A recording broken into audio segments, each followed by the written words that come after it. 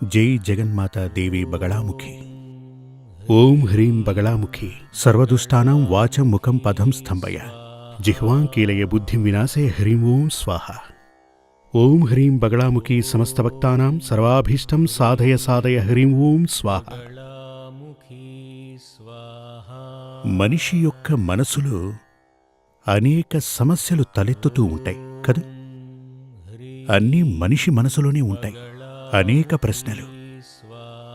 ఎవరది, ఎప్పుడు, ఎందుకు, ఎందుకోసం, ఇటువంటి అనేక సమస్యలు ప్రశ్నలు ఉంటాయి కదూ.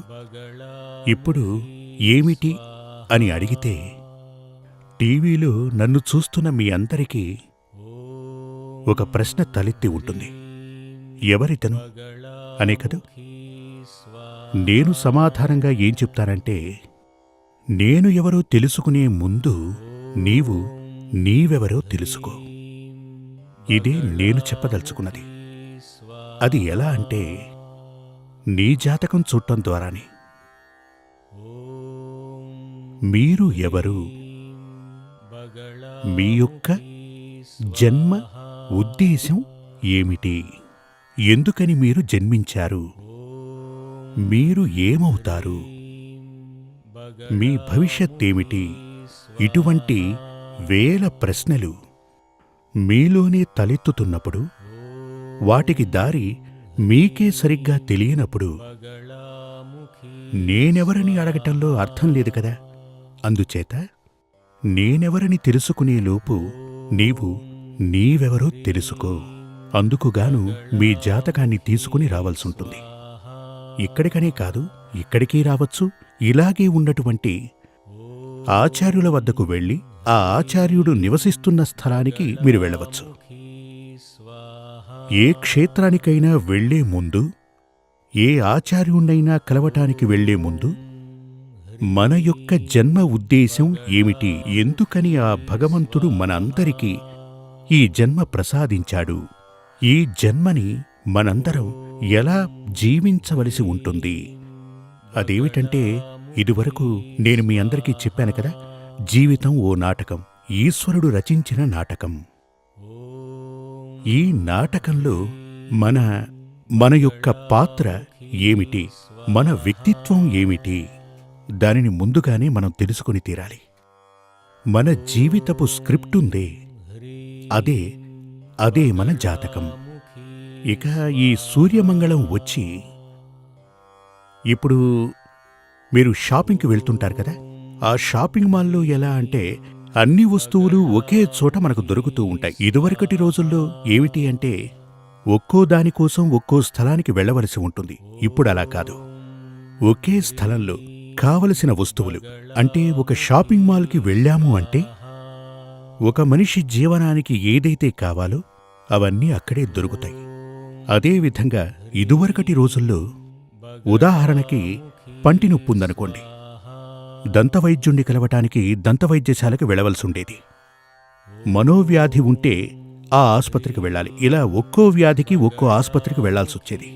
ఇప్పుడు అలా కాదు. మల్టీ స్పెషాలిటీ హాస్పిటల్స్ వచ్చేసాయి. అన్ని చికిత్సలు అక్కడే చేస్తుంటారు.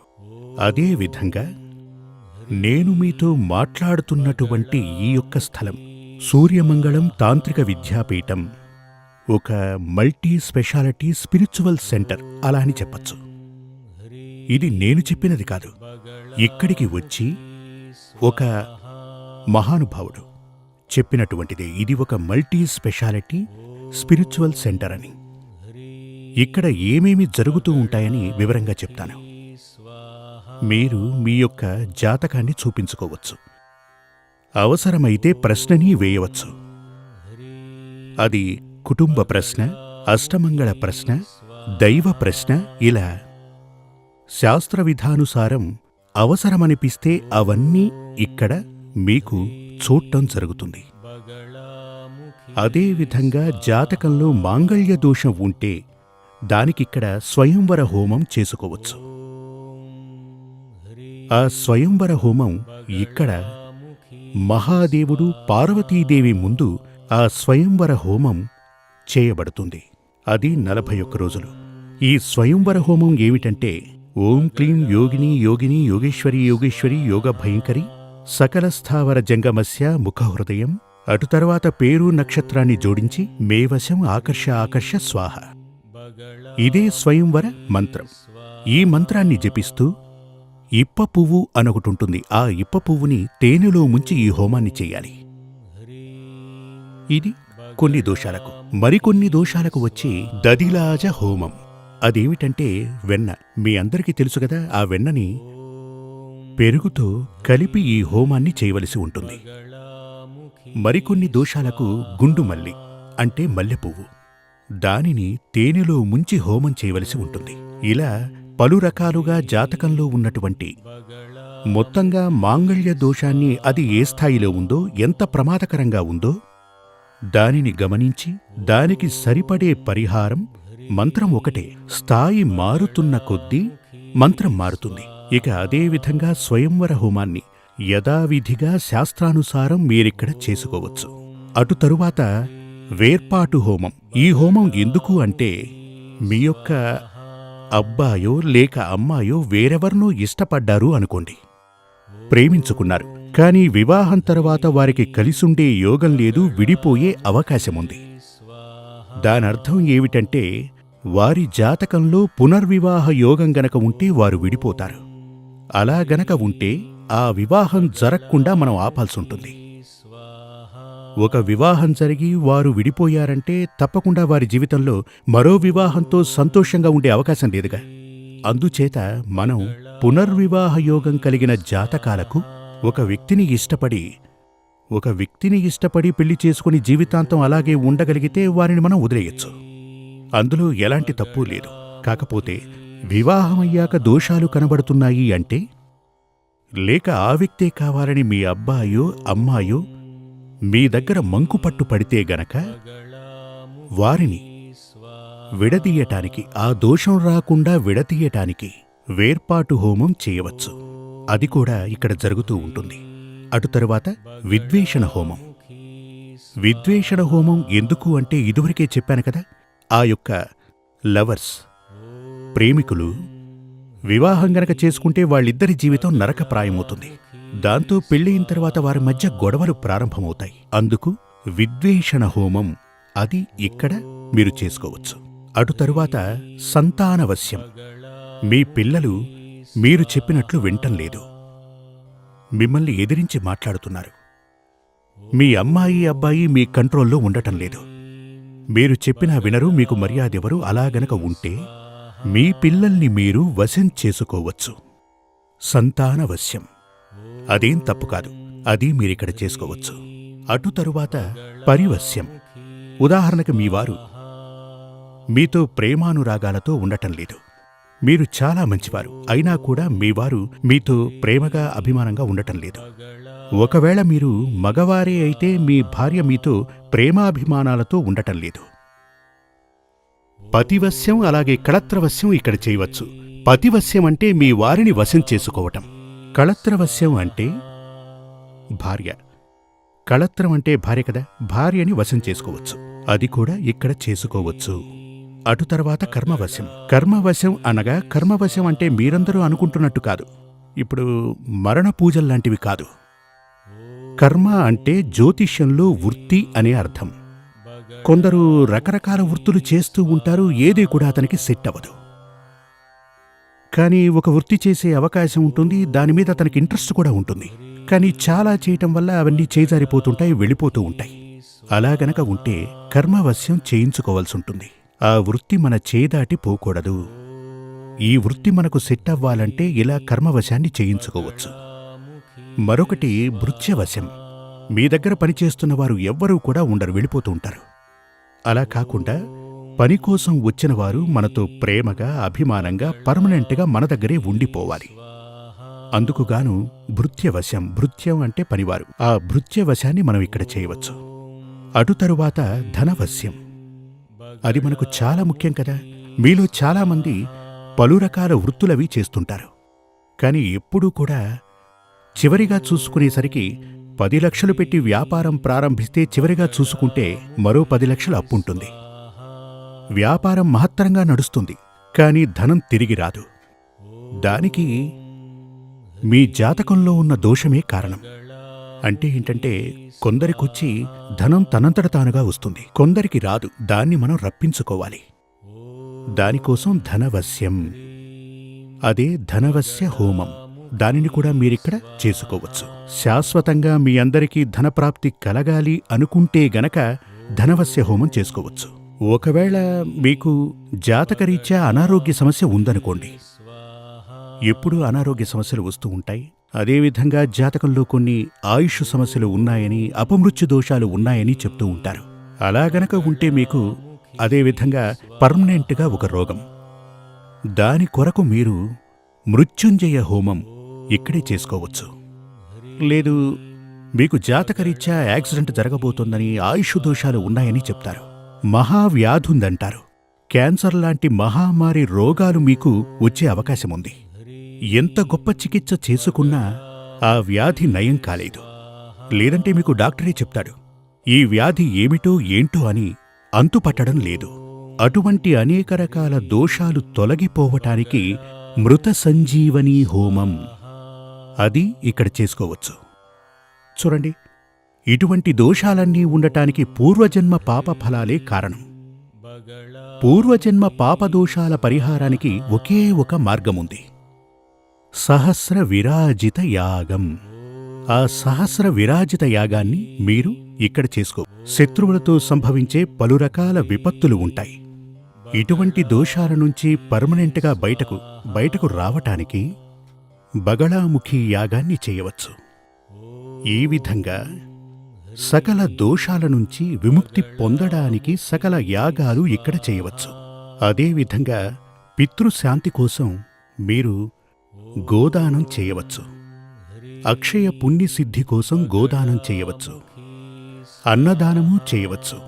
ఇదే విధంగా మన జీవితంలో ఉన్నటువంటి సకల దోషాలకు పరిహారం అంటే ఏంటంటే, ఆ దోషమేమిటి, ఆ దోషం మనకు ఉందా, ఈ విషయాలు తెలియాలంటే మన జాతకాన్ని చూడాలి. ఆ జాతకాన్ని చూసి మీకున్న దోషాలన్నింటికీ ఒకే స్థలంలో మీకు పరిహారాలు దొరుకుతాయి. ఇక్కడ తాంత్రిక విధానుసారమే పూజలు నిర్వహిస్తుంటాం. తాంత్రికం అనగానే భయపడాల్సిన అవసరం లేదు. తాంత్రికమంటే గురువాయూర్లో, అంటే ఏంటంటే కేరళలో ఉన్నటువంటి మహాక్షేత్రాలలో శబరిమల అయ్యప్ప క్షేత్రం, గురువాయూరు క్షేత్రం, ఇలాంటి క్షేత్రాలన్నింటిలోనూ నిత్య పూజలు చేసేది తాంత్రిక విధానుసారమే. దానికి భయపడాల్సిన పనిలేదు. తాంత్రికమంటే క్షుద్ర పూజలు కానే కాదు. అటువంటివి ఉన్నప్పుడు వాటి నుంచి బయటపడాలంటే తాంత్రిక పూజే మార్గం. తాంత్రిక విద్యని పఠించిన ఆచార్యుణ్ణి తంత్రి అని పిలుస్తారు. మీరు వినే ఉంటారుగా, శబరిమల తంత్రి, గురువాయూర్ తంత్రి. అలా అనంటే వారు క్షుద్రోపాసకులని అర్థం కాదు. పూజా విధానాలను అవపోసన పట్టిన ఘటికులు అనే అర్థం. ఇప్పుడు అదే విధంగా మంచి విద్యాభ్యాసం ఉన్నటువంటి, ఎడ్యుకేటెడ్ అయినటువంటి అటువంటి వారు వేదశాస్త్రాలు, జ్యోతిష్యం, తాంత్రిక విధి విధానాలు ఇటువంటివన్నీ చదివి ఇక్కడ ఇలా పూజలు నిర్వహిస్తూ ఉంటారు. మీరు దూర ప్రాంతం నుంచి ఇక్కడికి రావాలనుకుంటే మీరిక్కడ ఉండొచ్చు. ఇక్కడ ఉండి జాతకం చూసి పరిహారాలు అవసరమనుకుంటే చేసుకోవచ్చు. అందుకు కావలసిన వసతులు ఇక్కడ ఉన్నాయి. అదేవిధంగా అమావాస్య నాడు విధిగా ఇక్కడ బగళాముఖి మహామంత్రయాగం జరుగుతుంది. ఇది చాలా గొప్ప విశేషం. మన జాతకంలో ఉన్న సకల దోషాల పరిహారానికి బగళాముఖి మహామంత్రయాగం చాలా విశేషం. పౌర్ణమి నాడు బగళాముఖి సర్వాభీష్ట సిద్ధిమంత్ర యాగం జరుగుతుంది. అదేమిటంటే అమావాస్య తర్వాత అంటే, ఇప్పుడు మీకు ఉదాహరణ చెప్తాను. ఒక చేను అంటే తెలుసు కదా, పంట పొలం. ఆ పంట పొలంలో నారు, దాన్నేమంటారు, మొలక. అంటే విత్తనాలు మొలకెత్తున్నాయి, పువ్వులు రాబోతున్నాయి. అంతకుముందు అక్కడంతా కలుపు మొక్కలున్నాయి. ఈ కలుపు మొక్కల్ని పీకేస్తే ఏమవుతుంది, పంట బాగా ఏపుగా పెరుగుతుంది కదా, అప్పుడు ఫలసాయం బాగా దక్కుతుంది. దీనిని అమావాస యాగం అంటారు. అంటే మన దోషాలు తొలగించున్నది. మరొకటి, ఆ కలుపు మొక్కల్ని తీసేసిన పంటకి ఇంకొంచెం నీరు పోస్తే ఏమవుతుంది, ఆ పంట నుంచి మనకు లభించే ఫలసాయం ఏదైతే ఉందో రెట్టింపుగా లభిస్తుంది కదా. అదేవిధంగా అలా చేసేదే పౌర్ణమి యాగం. వివరంగా చెప్పాలంటే అమావాస్య యాగం చేస్తే సకల దోషాలు తొలగిపోతాయి. పౌర్ణమి యాగం చేసినట్లయితే మనకు సకల యోగాలు సిద్ధిస్తాయి. సుఖము, సంతోషము, ధనప్రాప్తి ఇవన్నీ కూడా కలుగుతాయి. ఇలా ఉన్నటువంటి అన్ని రకాల పూజాది కర్మలను, పూజాది యాగాలను ఇక్కడ చేయవచ్చు. ఇప్పుడు నేను మీకు చెప్పినవన్నీ మీరు ఎక్కడైనా వింటం జరిగిందా? నిజమే కదా? అవును కదా? ఇవన్నీ నేను కనిపెట్టినవి కాదు. ఇవన్నీ వేదశాస్త్రాలలో ఉన్నవే. మన జీవితానికి ముఖ్యంగా కావలసినవి. తాంత్రిక విద్యను నేర్చుకున్న ఆచార్యవర్యులకు ఇదంతా తెలుసు. ముఖ్యంగా నంబూదరి వారికి బాగా తెలుసు. ఆదిశంకరుని కాలంలో ఉన్నటువంటి మహాగ్రంథాలలో శారదా తిలకం, మంత్రమహాదది ఇటువంటి మహాగ్రంథాలలో ఉన్నటువంటి పూజాది కర్మలే ఇవన్నీ కూడా. ఇటువంటి కర్మలే ఇక్కడ జరుగుతూ వస్తుంటాయి. ఇలాంటి పూజలు, యాగాలు ఇక్కడ నిర్వహించబడుతుంటాయి. కేవలం ఇవి మాత్రమే కాక నిత్య పూజలు. ఒక దేవుణ్ణి నిత్యం ఎలా పూజించాలి, ఎలా ఓ మంత్రాన్ని జపించాలి, ఒక హిందువు యొక్క ధర్మం ఏమిటి, ఏ విధంగా ఒక హిందువు జీవించాలి, ఎలా జీవిస్తే మనశ్శాంతి, సంతోషం అతనికి దక్కుతుంది, మనం మన పిల్లల్ని ఎలా పెంచాలి, ఇవన్నీ హిందూ వేదశాస్త్రం చెప్పినట్టుగా వేరే ఏ మతాలు చెప్పడం లేదు. క్రిస్టియానిటీ గురించి చెప్పటానికి వారందరికీ అనేక సంస్థలున్నాయి. ముస్లిములకు కూడా కొన్ని స్థలాలున్నాయి. కానీ మన హిందువులకు చెప్పటానికి ఎలాంటి స్థలం లేదనే చెప్పాలి. మీరు దీన్ని గనక నమ్మినట్లయితే పూజా విధానాలను పఠించవలసి ఉంటుంది. మీ పిల్లలందరికీ కూడా హిందూ శాస్త్రానుసారం ఎలా జీవించాలో నేర్పాల్సి ఉంటుంది. అలా గనక మీరు కోరుకుంటే ఇక్కడకు రండి. తప్పకుండా మీకు అలాంటి ఉపదేశం లభిస్తుంది. ఓం హ్రీం బగళాముఖి సర్వదుష్టానాం వాచం ముఖం పదం స్తంభయ జిహ్వాం కీలయ బుద్ధిం వినాశయ హ్రీం ఓం స్వాహ. ఈ మంత్రం ద్వారా మనకు మన జీవితంలో ఉన్నటువంటి సకల శత్రువులను, శత్రువులంటే కేవలం మనుషులనే అర్థం కాదు. మీరు పడుకున్నప్పుడు ఒక దోమ మిమ్మల్ని కుడుతుంది, అది శత్రువే. ఇప్పుడు మద్రాసులో ఫ్లడ్స్ వచ్చాయి కదా, అది కూడా శత్రువే. ఆ వరుణ భగవానుడు మనకెంత కష్టం ఇచ్చాడు కదా. అదేవిధంగా తుఫాన్ వస్తుంది. ఇదే విధంగా ప్రకృతి నుంచి వస్తుంది, మనుషుల ద్వారా వస్తుంది, జంతువుల ద్వారా వస్తుంది, రోగాల ద్వారా వస్తుంది, దారిద్ర్య రూపేణా, రుణ రూపేణా వస్తుంది. ఇవన్నీ కూడా మనకు శత్రువులే. అంటే మనలోని సుఖం, సంతోషం, శాంతి, సమృద్ధి, వీటికి విఘ్నాన్ని కలిగించేది ఏదైనా మనకు శత్రువే. అటువంటి సకల శత్రువులను నివారించటానికి, స్తంభింపచేయటానికి, ముఖ్యంగా కోర్టు వ్యవహారాలలో విజయం సాధించడానికి, అలాగే సకల దోషాలను పరిపూర్ణంగా నివారించటానికి బగళాముఖి మంత్రానికన్నా, బగళాముఖి దేవి కన్నా శక్తివంతమైన దేవుడు కాని, మంత్రం కాని లేదు. దీనిని హిందూ వేదశాస్త్రం చెప్పింది. జై జగన్మాతా దేవి బగళాముఖి. సమస్త భక్తానాం సర్వాభీష్టం సాధయ సాధయ హ్రీం ఓం స్వాహ.